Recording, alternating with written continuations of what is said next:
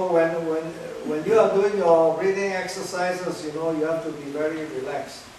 Try to get your mind onto what you are doing. You know, that's the important aspect of the breathing. You know. So let's try the first set. Okay. So when you put your hand like that, thumb tip to thumb tip, right? Thumb tip to thumb tip, like that. Yeah, the ladies one go below, you know, the left. But we are yang on this one, on the left. The ladies are yang on the right, opposite to us. Okay, so we put like that, thumb tip to thumb tip. And then keep the tongue against the upper tip. Then we inhale. Hold it. And then exhale. Then you hold it. Inhale again. Hold it. Exhale. You hold it. Inhale again.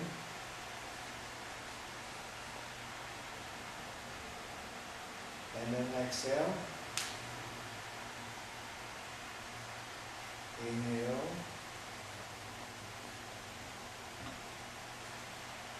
Exhale. Inhale again. Exhale. Yeah, this exercise can be done, you know, as many as maybe up to 10 minutes if you have time. If you don't have time, maybe do 5 minutes or 3 minutes. Now, to do it very correct, you know, when you inhale, make sure your elbows are up. Don't lean down your elbow. Your elbows are up straight, okay?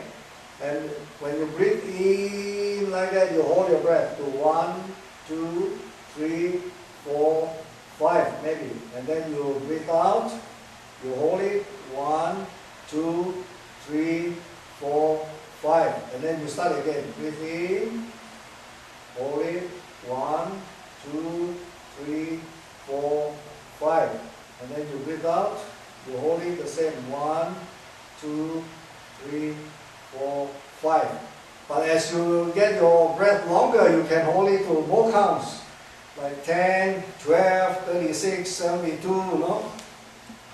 If you hold it to like 36 counts, you know, your breath is long.